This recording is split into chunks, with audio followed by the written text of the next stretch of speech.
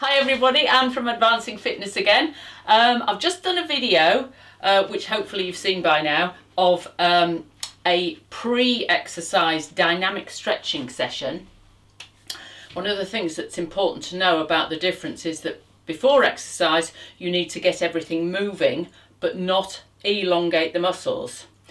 After exercise you do static stretching, which is about returning the muscles to their pre-exercise state so that you don't feel like some sort of weirdo the next morning unable to move, hopefully. Okay, so I'm going to take you through the stretch routine that I do after every workout that I do, and also I actually try to bung some in during the week just as a standalone exercise as well, because at my age I feel if I don't keep moving I will lose my mobility, and it's crucial to me. So this is how I stretch out after every workout that I do, and I'm going to show you something. It works every part of the body. Some of you might find bits of it a little bit difficult, so just stretch as far as you can. Okay, so first thing I do whenever I stretch is start with a nice long body stretch. This is stretching through my shoulders.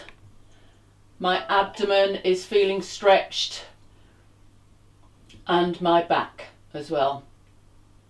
And then I do something which some of you may be familiar with from Pilates, is a roll down. Just hanging here for a few minutes, well, a few seconds anyway. And then I go into what's called a downward dog, which is stretching all the way up the backs of my legs. And to increase that stretch, lifting one foot off the floor, which puts more of a stretch through the standing supporting leg, all the way up the backs of the knees, the hamstrings, up towards the glutes. 6 to 10 seconds each side until you feel the muscles starting to relax a bit. Okay. Hands and knees, what we call the box position, the cat-cow stretch. Again, a lot of these are possibly familiar terms through Pilates. That's the cat stretch. It's stretching mainly my upper back and across the shoulders. Tummy down, head lifted. Again, another one through the abs. At this point, I usually sink back, walk my hands forwards a little bit. This is another stretch through the shoulders. But one of the things I like about this is it also is helping my knee flexibility, because I do have knee stiffness, shall we say. Not any real problems. Okay, from there, stepping forwards, let me do this side first actually. Stepping forwards into a hip flexor stretch. So you'll notice I'm not pushing my knee right up in front of my toes, keeping it more or less above my ankle and pushing my hips forward. To increase the stretch, you can put your hands behind your head. And then the next part of this stretch is going to open up this hip joint. Putting my hands down on the floor and my elbows as close to the floor as I can manage. I'll show you this on the other side, because obviously you need to do it with both hips. So here's the hip flexor joint, hip flexor I should say, opening up. Push those hips forwards, and then hands and elbows on the floor to open up that hip joint. You can push that leg back a bit further if you need to. Okay. And then sitting on the floor,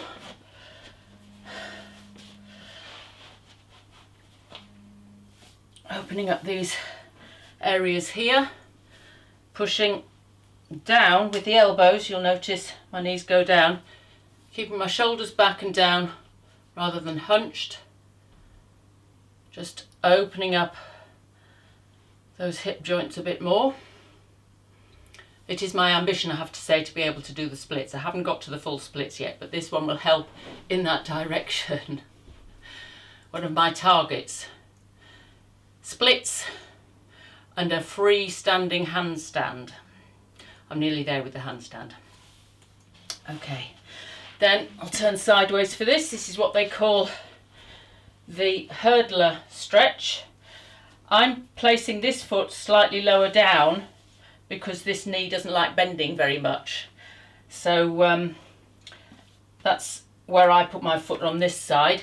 Stretch forwards. I'm holding one side, the outside of my foot, because that is now stretching all the way up my lats and through my shoulder, and it's also giving a bit more stretch through the hips. So I hold that one for a bit. Feel that stretch starting to relax. I would normally do this for a little bit longer. And then replace on the other side.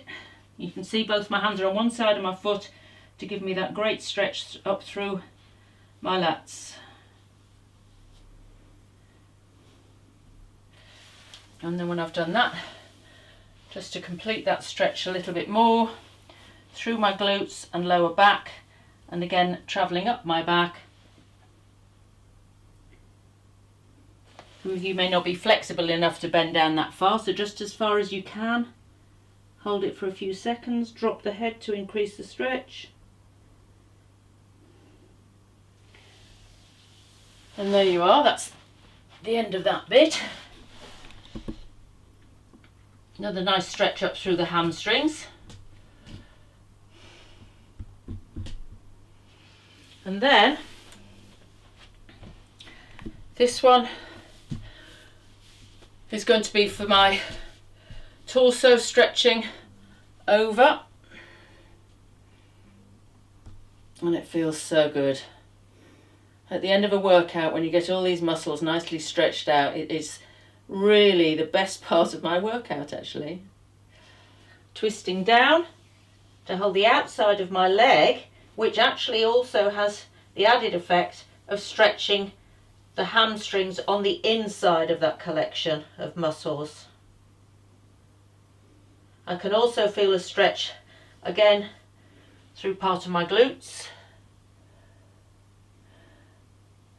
So these sort of stretches, if you stop halfway, push your bum out, turn around for you, you also get a nice stretch up your hamstrings. I find hamstrings quite hard to stretch effectively, so the more different stretches I do for my hamstrings, the better. So then we stretch the other side. Get those lats and obliques all stretched out. Down, grasping that foot on the outside, getting that lovely stretch through the medial hamstrings. Let's go for another full hamstring stretch. And then we'll finish off with a few stretches for the upper body, shoulders. I'm sure a lot of you are familiar with this. Always hold the upper arm. If you hold it below the elbow, you're going to make your arm do that. So what you want to do is increase the stretch through your deltoids here by holding your arm as close to your chest as you can. And the other side. I don't need to do this too much because my shoulders are pretty okay, actually. Now I'm going to show you how to do a tricep stretch. I struggle to get a decent stretch by doing this one. So what I'm going to do, get my towel, hold it behind my back, and then with the other arm, pull it down so it's stretching through that triceps muscle collection. And obviously the same on the other side. I'm not flexible enough to be able to grab my hand with the other hand. I suppose I should do some stretches to increase that flexibility. And then finally, you've probably worked your upper back.